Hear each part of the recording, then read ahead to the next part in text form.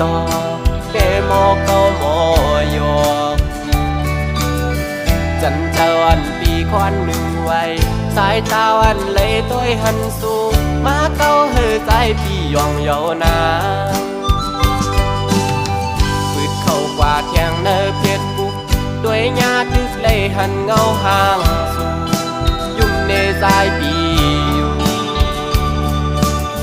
เดลาดบอกว่าฮักสู่ก่อกูนอนเลยพิจารแล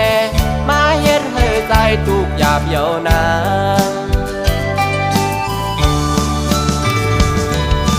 สาวห่างลีห่างเล่าเอ้ยขันตัวหญ้าเงาตรงสูงถูกตาใจแล้วเกาเฮอใจเหมือนคนยองเอไรเฮ็ดหมอกลาดน้องไหนน้องหันว่าเฮาหักสู่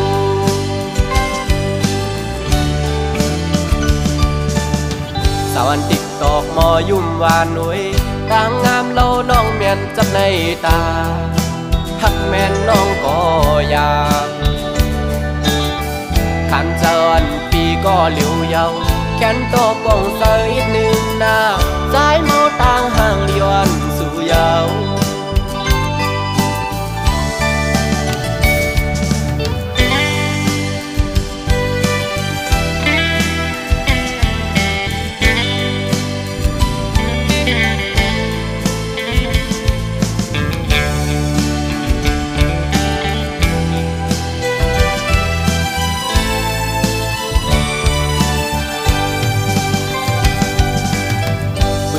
วันเขาด้วยเมียนยายิงเล่าน้องห่างลีเนอดีก่อเปโมเกาโมโยจันเจ้าอันปีควันหนึ่งไว้สายตาวันเลยต้อยหันสู่มาเก้าเฮอใจพี่ยองเยานาปืดเข้ากว่าแทงเนอเพชรบุกด้วยญาติเลยหันเงาห่างสู่ยุ่มในใจปีอยู่เดลาดหมอกว่าฮักสู่ก่อกูนอนเลยพิจารแลมาเฮ็ดเฮอใจทุกหยาบเยานา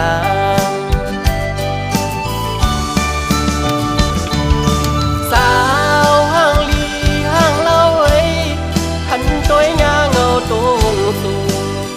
ถูกตาใจแลเกาเฮอใจเหมือนคนยองเดเลยเฮ็ดบอกลาดน้องไหนน้องหันว่าเฮาหักสู่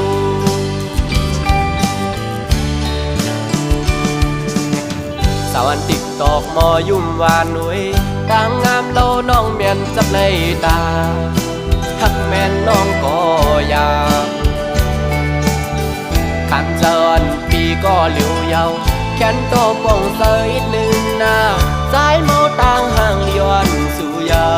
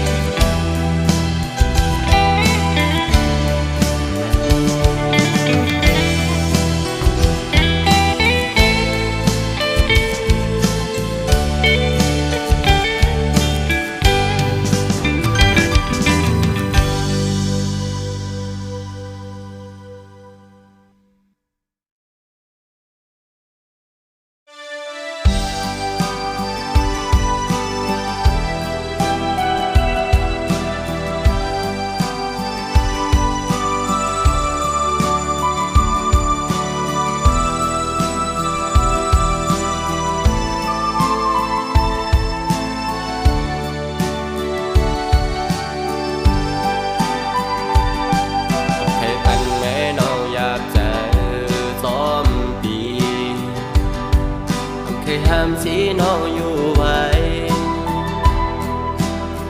สืบไปยังดูเส้นทางน้องอ่านเลิกไปนั้นสายควางพันอยู่กบสู่น้องโมดหากกว่าเยาห้ามสีเมื่อเยาวกว่าลาก็เพราะว่าสู่เฮามันเบิ่งกันแน่วนขึ้นวันหลังเมื่อสู่และเฮาหากัน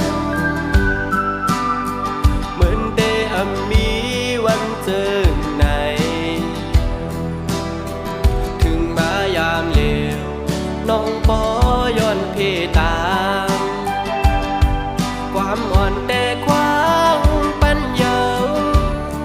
เนื้อเจอวันแต่มันเคยความปันไหล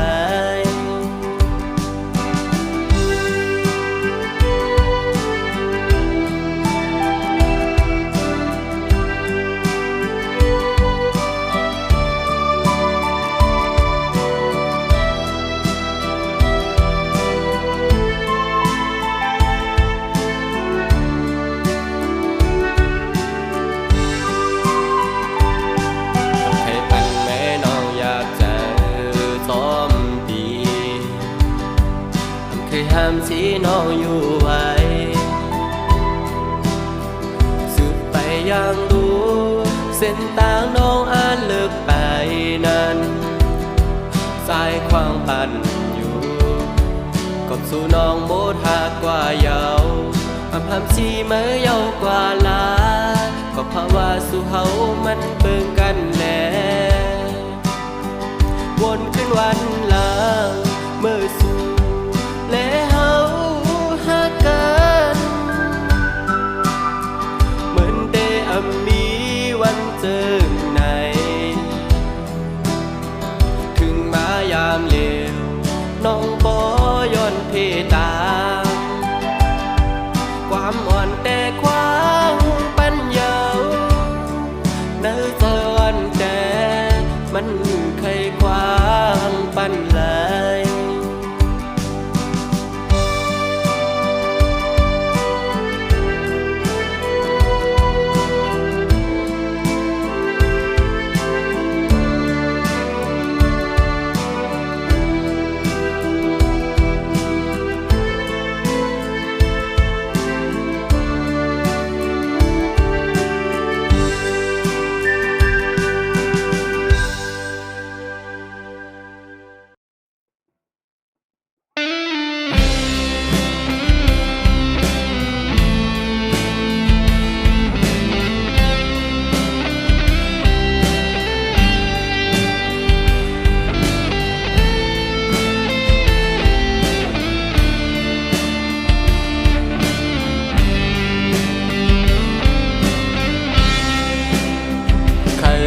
จักอยู่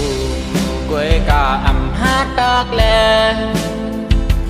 เมาปีใจเป็นคนวันนอกวันกวยยิ่งน้องในสำเป็นคนมีจันมีจอมอยู่ทางเศร้าในเมืองหลวงเมาตรงหน้าให้วันเหมือนจึงใจไหนเธอค้างหิมนางไหลในกองเปลี่ยนย้อนกามอ่อนใจย้อนมาหือเลยมาโหดโถพันปันหันนำไหลหูจ้าลักหักไหลหูโตปีโกดังหาจึงในใจถึงคู่คำคืนนอนคืนมาโปหันเยาเศร้าในหวยตากูยามยิงน้องเล่าอันปั่นทวันเหมือนจึงใจเฮาในน้องง่ายเหมือนนางโดนแซวอ่อนหาจอมต้องหอกหอกเยายิงนอน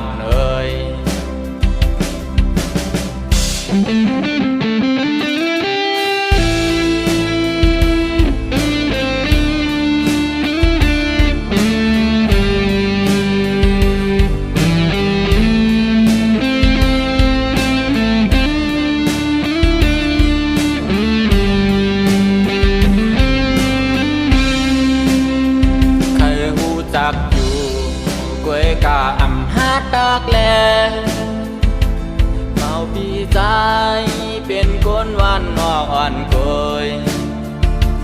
ยิ่งน้องในสำเป็นคนมีจันมีจอมอยู่ทางเศร้าในเมืองหลวงเมาตรงหน้าให้วันมื มื่นจึงใจในทำถึงเธอค้างยิ้มนางไหลในกอเป็นย้อนกาอ่อนใจย้อนมาหือเลยมาหัวโตปันหันนำไหลหูจ้าละหักไหลหูโตดีโกดังหาจึงไหนใจถึงกูคำคืนนอนคืนมาโปหันเยาเช้าในห้วยตาผู้ยามยิงน้องเล่าอันป่านพวันเหมือนจึงใจเฮาในนอง่ายเหมือนนางโดนกแซวอ่อนหาจอมตอม